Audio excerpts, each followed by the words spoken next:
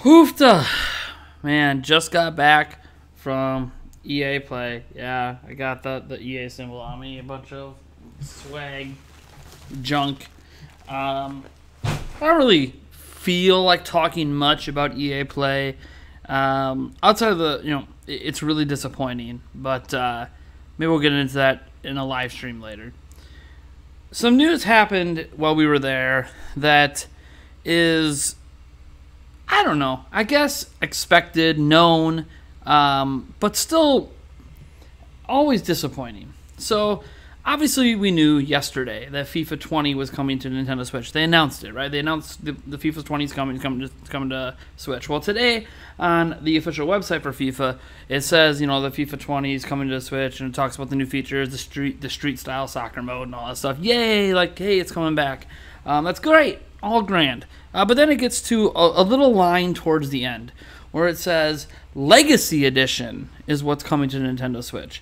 Now, I think we all know that Legacy Edition is basically what the Switch has been getting with FIFA 18 and FIFA 19, and finally they're just openly admitting to it and copying to it in, well, the 20 version, I guess. So, I can't get mad at them for finally being honest, although I will be mad at them if now that they're being honest, they decide to charge the exact same price as the other versions. Because they're openly telling you, this is not current FIFA, but we're going to charge you $60 anyways, right? So that's just EA for you. Now, my problem with all of this, of course, does link to EA Play a little bit, which is why I brought up that we went there today. We went there to play FIFA 20, hopefully on Switch. It was there last year. Heard it was there the year before. So obviously there should be decent expectations. We'll get to try out FIFA 20, even if it's just a roster update, at the show, whether it's in handheld or docked mode or whatever. And nope, that wasn't the case. In fact, they had absolutely zero Switch stations. Every single station, heck, there wasn't even an Xbox station.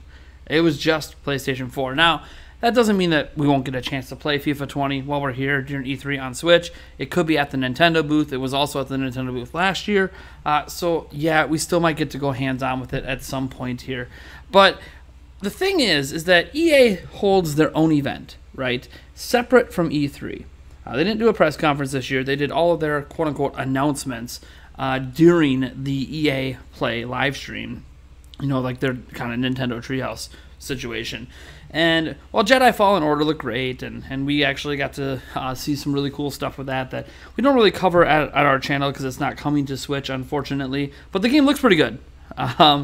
Waiting 5 hours in line to see more of it that you guys didn't get to see at home, because you guys got to see a 13-minute demo. We got to see that 13 minutes and then got to see it extended by about another 7 to 8 minutes. So we got to see past where you guys were able to see, and someone actually played it. It looked like he was really playing it. I don't, who knows? It could just all be scripted, but it definitely looked slightly different than what we saw in the footage you guys got to see, because at least they made it feel like someone was playing it. And one of the producers of the game was there. Now, the game was obviously running on a PC at that time. It was very clearly running on a PC in the corner. But that's neither here nor there. Jedi Fallen Order looked great. We'll have to see. It could be fool's gold. But the point I'm trying to make here is that EA just doesn't care about Switch. And I think we've known this for a while, right? They've been giving like the bare minimum efforts for Switch. We got Faye, which actually is a really damn good game that if you guys haven't played it yet, you should really check it out. And then we got in FIFA. Cool. That's pretty much it. There actually is, I think, one other indie-style game coming at some point this year, but I don't understand it. Okay, so EA kind of was on board with Wii back in the day, right? I know that Wii was this anomaly, lightning in a bottle ideal, but it sold 100 million units, and EA released a lot of different games on the Wii. Well, the Switch is on a very similar trajectory. I mean, it's probably over 40 million units installed right now.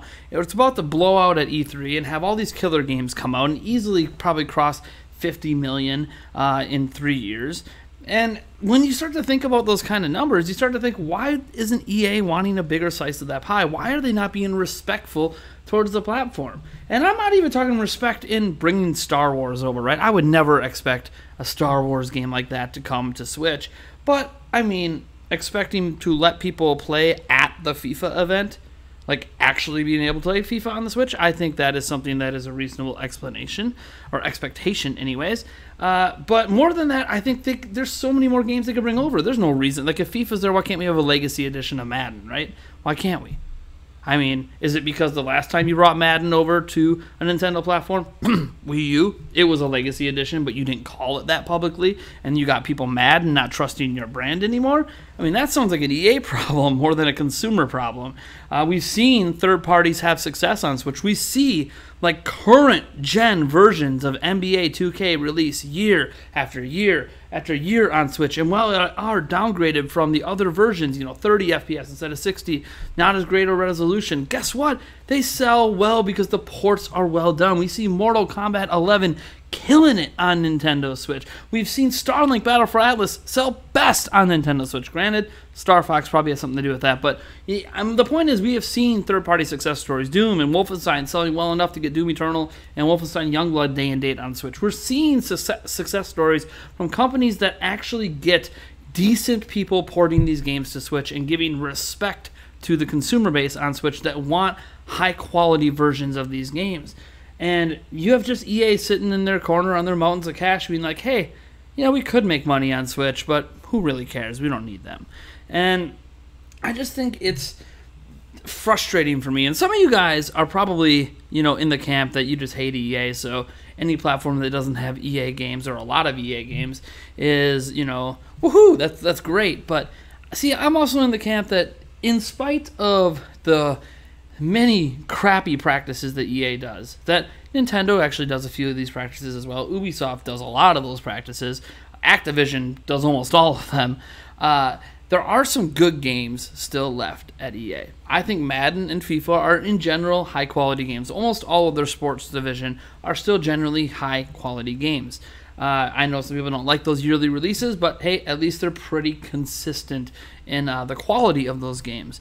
In addition to that, there's games like the next Dragon Age coming out. All the Dragon Age games, all 3 of them, have been pretty damn good. You can argue it's gotten worse over time, but they've still been pretty damn good. That kind of thing sort of happened with Mass Effect 2, right? 1 was fantastic, 2 to me was just not quite as great as 1, but still great, and 3 wasn't quite as great as 2, but still great. And then we got to Andromeda, and that was obviously even worse. So I think there's still great games to be had. Apex Legends, just to give them a current example from 2019, Apex Legends is a great Battle Royale game.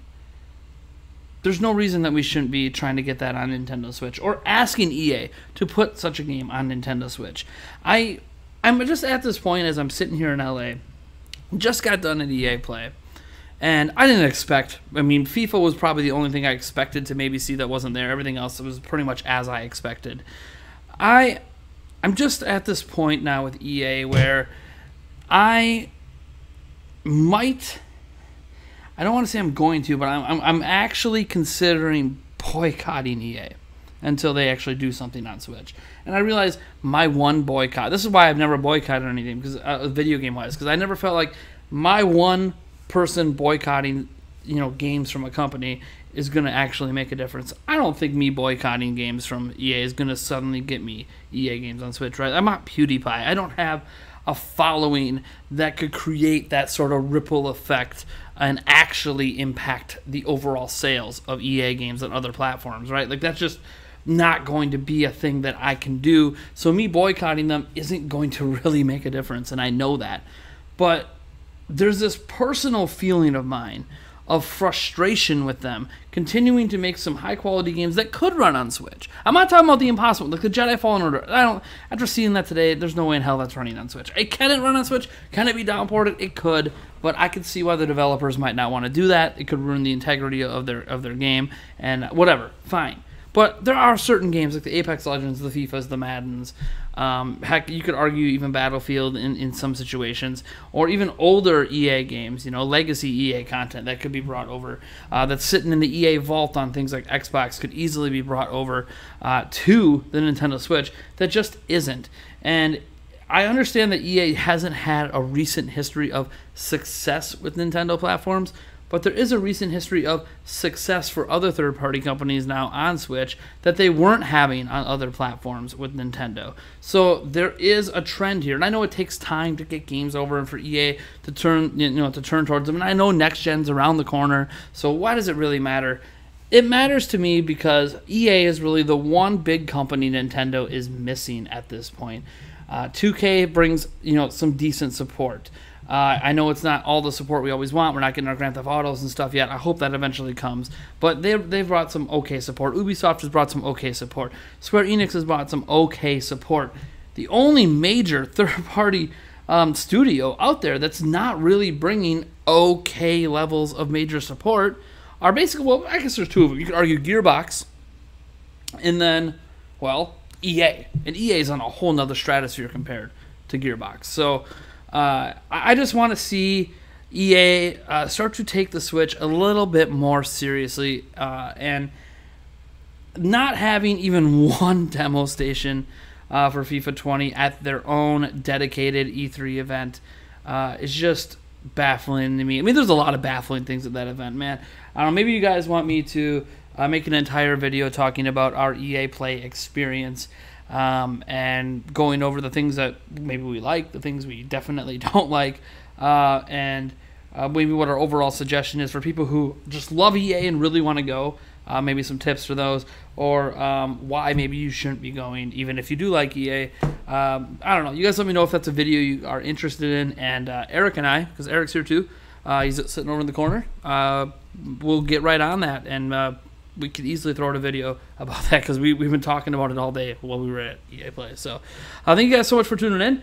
I am Nathaniel Rolfo from Nintendo Prime. Sure to enter our Nintendo Switch Super Smash Bros. Ultimate Giveaway bundle through the Gleam.io link down in the description. Also, be sure to watch that Nintendo Direct coming up. There's Smash DLC being announced. So, I know everyone assumed there would be, but actually, Masahiro Sakurai announced today at the Smash tournament that they're announcing basically DLC news at the Nintendo Direct. So that's great. Also, be sure to check out our Patreon at patreon.com/Nintendo Prime. Anyone who joins at the $5 and up level from now until the end of E3 will be shouted out during E3 in a private video we send to you. Each video will be non-scripted and made specifically for that person from E3. So I want to thank you guys for tuning in. Guys, can you believe it? Press conferences, man. They start tomorrow. They start tomorrow. Be sure to tune in at 11 a.m. Pacific Standard Time tomorrow for our pre-show of the Microsoft 2019 E3 press conference. All right, folks. Catch you in the next video. Yes.